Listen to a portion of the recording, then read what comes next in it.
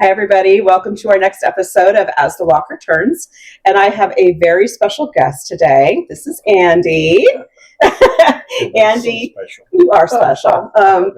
Andy is one of our, first residents, I would say, that you've moved in here. Just about. Yeah, just about one of our first residents. And he's also one of our resident ambassadors and probably our best tour guide that we have here for sure. Thank you. So, Andy, we're going to talk a little bit today about what people should expect when they're doing a tour. You know, it might be their first time coming in, or maybe they've been to 5 other places. You know, everyone's different places in their journey. But if you could give some advice to people when they're looking for senior living, knowing that you've had to do tours yourself, right? A few. Okay.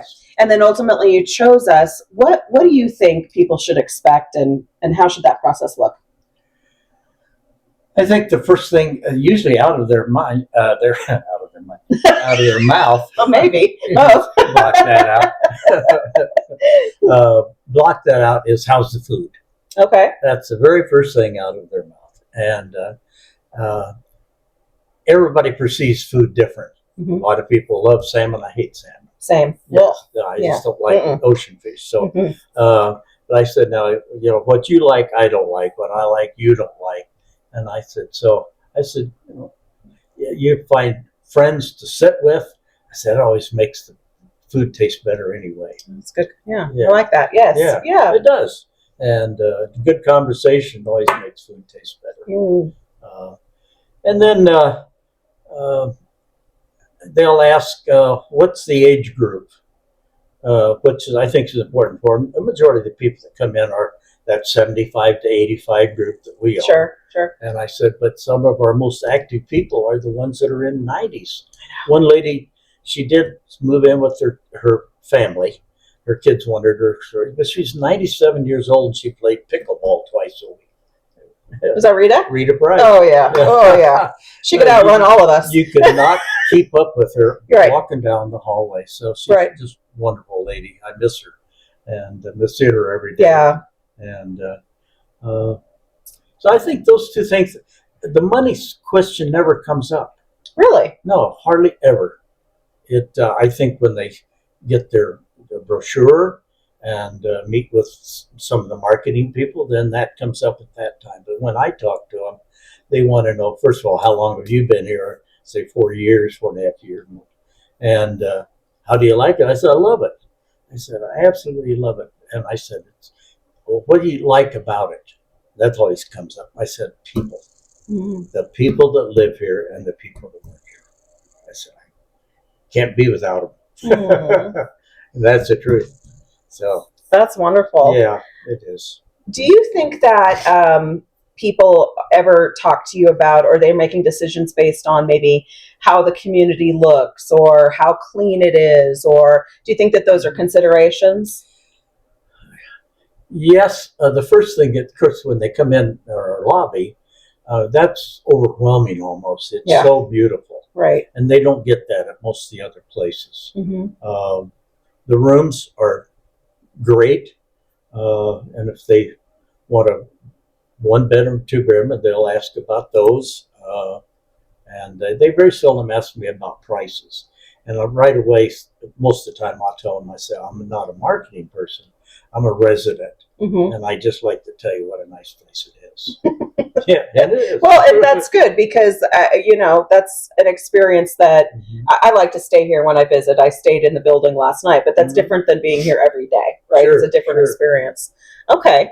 Do you think, have you ever had an experience where you're maybe touring a family and there's let's just say a daughter or a son, and they're very, they just kind of look at you deer in the headlights and they're like, my mom doesn't look like that. Like that's, no, you haven't seen that happen? Never. Okay. So you feel like it's a pretty, the group of people that tends to come and tour, they're, I shouldn't say an automatic, but they tend to fit in with the crowd here.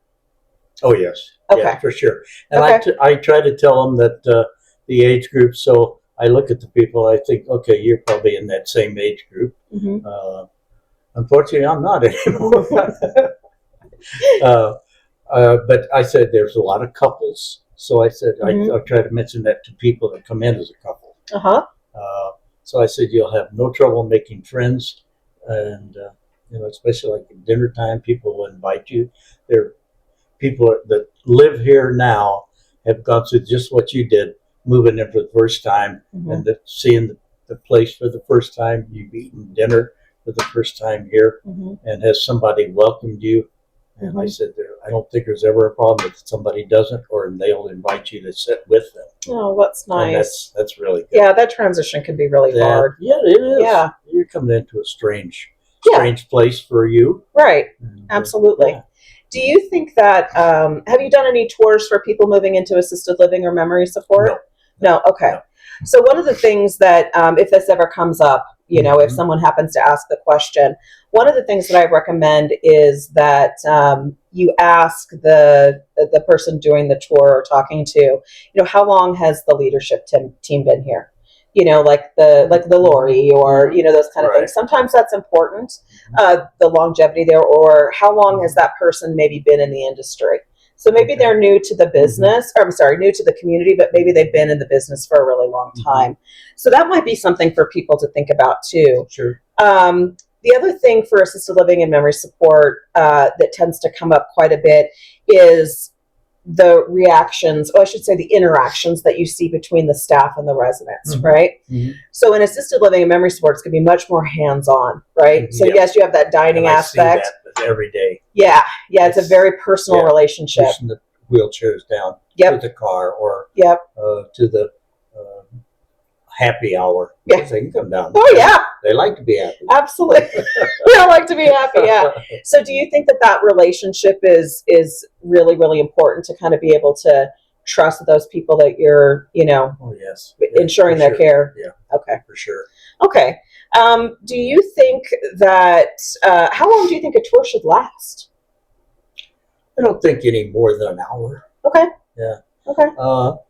Our people they're not in their 20s, and and many of them come in and they need a wheelchair. Okay.